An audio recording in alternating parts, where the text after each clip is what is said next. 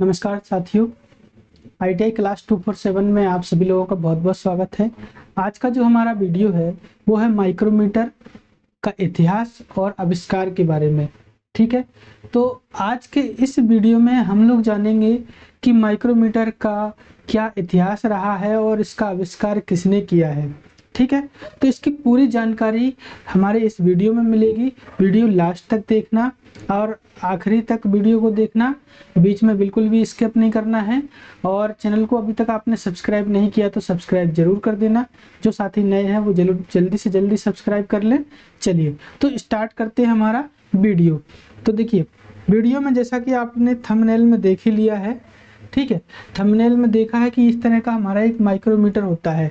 Micrometer का उपयोग हम करते हैं बाहरी का, ये आउटसाइड माइक्रोमीटर है, इसका यूज करते हैं बाहर के व्यास को मापने के लिए। ऐसे ही गहराई मापने के लिए डेप्थ माइक्रोमीटर, अंदर का डाया नापने के लिए क्या बोलते हैं, इनसाइड माइक्रोमीटर। इस तरह से यूज के अकॉर्डिंग बहुत सारे माइक्रोमीटर हम यूज करते हैं। ठीक है, तो इस तरह बहुत सारे माइक्रोमीटर हैं। यहाँ पर देखिए, यहाँ थिकनेस माइक्रोमीटर है, थिकनेस मापने के लिए इनसाइड माइक्रोमीटर है, डिजिटल माइक्रोमीटर भी, एनविल माइक्रोमीटर, आउटसाइड माइक्रोमीटर, ये डिफरेंशियल माइक्रोमीटर और स्क्रू थ्रेड माइक्रोमीटर। यानी बहुत सारे माइक्रोमीटर के जो प्रकार हैं वो हमारे सामने हैं यहाँ पे।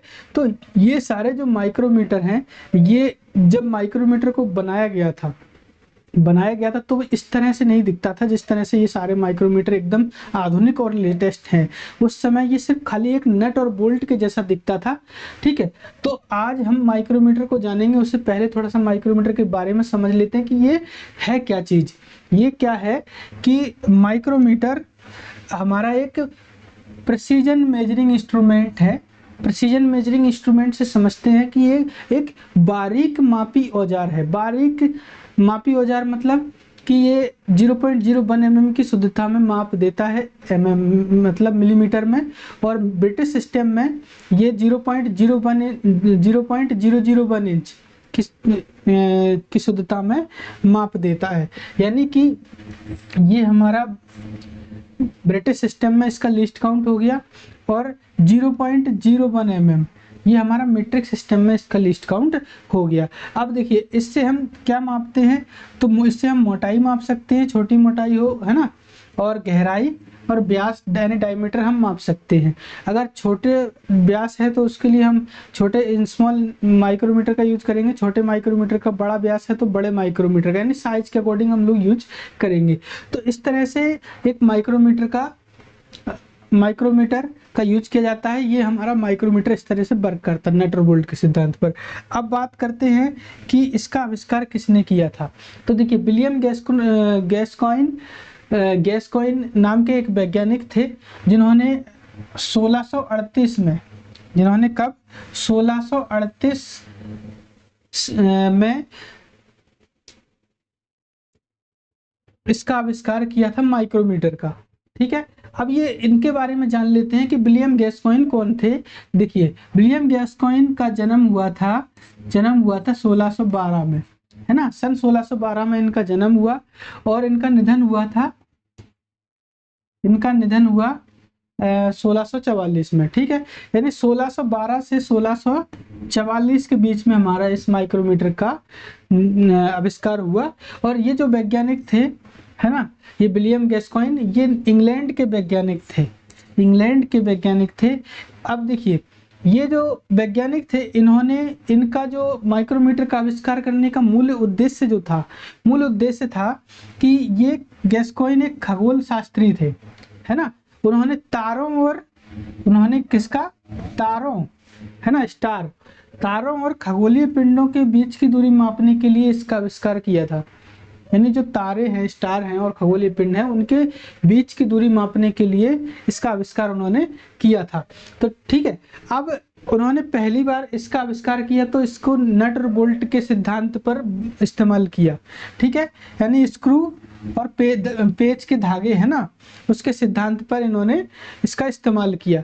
ठीक है, तो ये हमारे फर्स्ट वैज्ञानिक थे जिन्होंने इसका आविष्कार किया कि माइक्रोमीटर नट और बोल्ट के सिद्धांत पर काम करेगा और उसको, ठीक है। अब देखिए, अब इसके बाद कई सारे ऐसे वैज्ञानिक आए, है ना, जिन्होंने इस पे वर्क किया। तो इनके बाद जो इस पे वर्क किया, है ना, वो वैज्ञानिक थे हमारे जीन लॉरेंट पॉलमर, ठीक है। जीन लॉरेंट पॉलमर जी ने 1848 में, वर्ष 1848 में इस पर, इनके जो गैस्कॉइन का जो मूल डिजाइन था, गैस्कॉइन का जो मूल डिजाइन था, है ना, जिसको उन्होंने 1638 में बनाया था, है ना, 1638 में बनाया था, उसमें इन्होंने क्या किया, बहुत बड़ा सुधार किया। तो सुधार क्या किया कि इन्होंने इसको इस तरीके से बना दिया कि इसको हम मतलब हैंड हील टाइप का बना दिया कि इसको हम हाथ में पकड़कर उपयोग कर सकते हैं, ठीक है, हाथ में पकड़कर उपयोग कर सकते हैं। इस तरह से इन्होंने माइक्रोमीटर को बना दिया, ठीक है। बनाने के बाद इन्होंने सन 1848 में इन्होंने पेटेंट कराया। इसलिए इसे कई जगह पर क्या पॉलीमर माइक्रोमीटर भी कहा जाता है, ठीक है, पॉलीमर माइक्रोमीटर भी कहा जाता है। इन्होंने अपने नाम के ऊपर ही इन्होंने पेटेंट कराया था, ठीक है, अपने नाम से ही इन्होंने पेटेंट कराया था। जो आज हम जो है ना, उस समय इसका नाम क्या था, पॉलीमर माइक्रोमीटर। अब इसके बाद अभी जो हम यूज कर रहे हैं उसका नाम पड़ा है माइक्रोमीटर, ठीक है। क्यों? क्योंकि उसके बाद इनके बाद में इन्होंने पेटेंट तो करा लिया और इन्होंने पेटेंट कराया हाथ में पकड़ने वाला माइक्रोमीटर का, ठीक है ना। तो अब अभी जो हमारा आधुनिक माइक्रोमीटर है, इसके बाद भी उस पर बहुत सारे वैज्ञानिकों ने काम किया, तो उन्होंने इसमें कई सारे सुधार किए,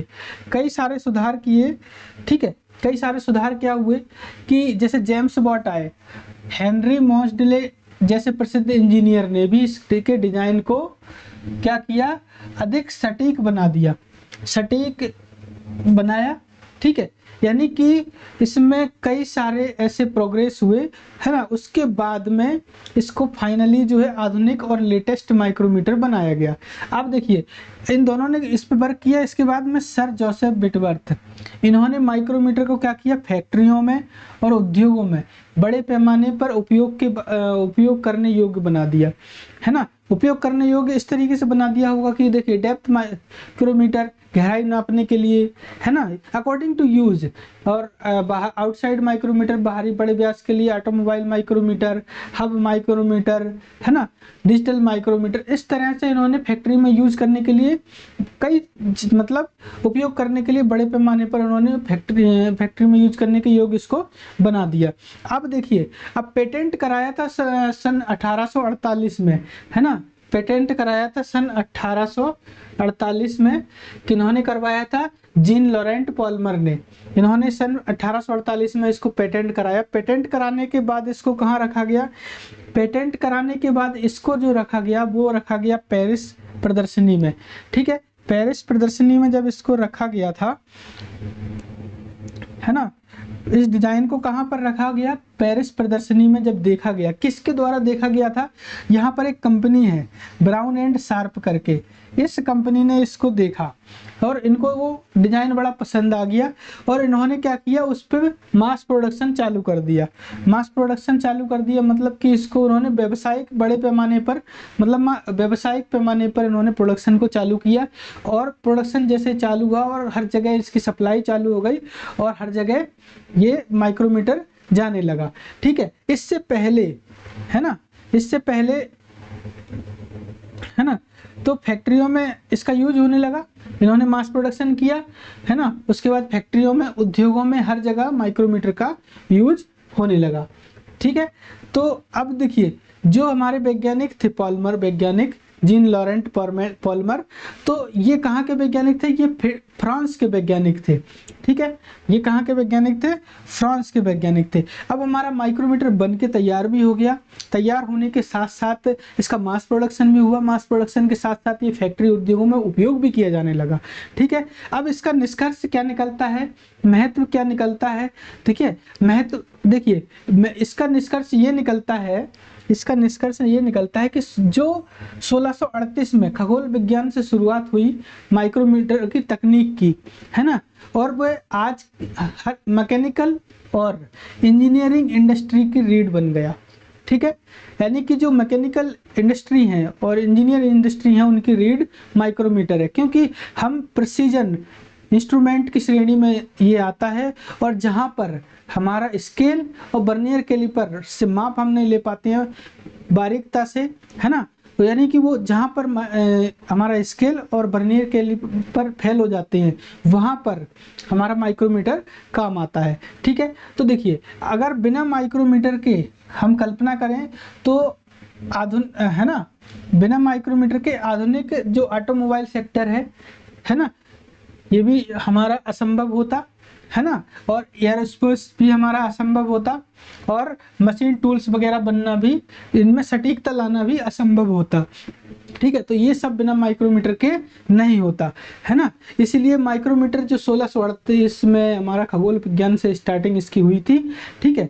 और आज वो इंजीनियरिंग इंडस्ट्री की और मैकेनिकल इंडस्ट्री की, ठीक है।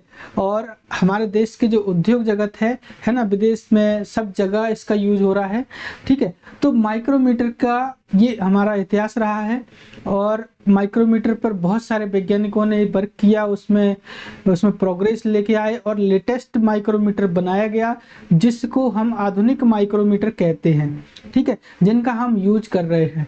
तो दोस्तों, ये वीडियो आपको कैसी लगी आप हमें कमेंट करके ज़रूर बताएं, और वीडियो अगर अच्छा लगा हो तो चैनल को लाइक, शेयर और सब्सक्राइब जरूर कर दें। धन्यवाद। हमारा चैनल नया है, ITI क्लास 247, ठीक है, इसको सपोर्ट करें और सब्सक्राइब जरूर से ज़रूर कर लें। धन्यवाद।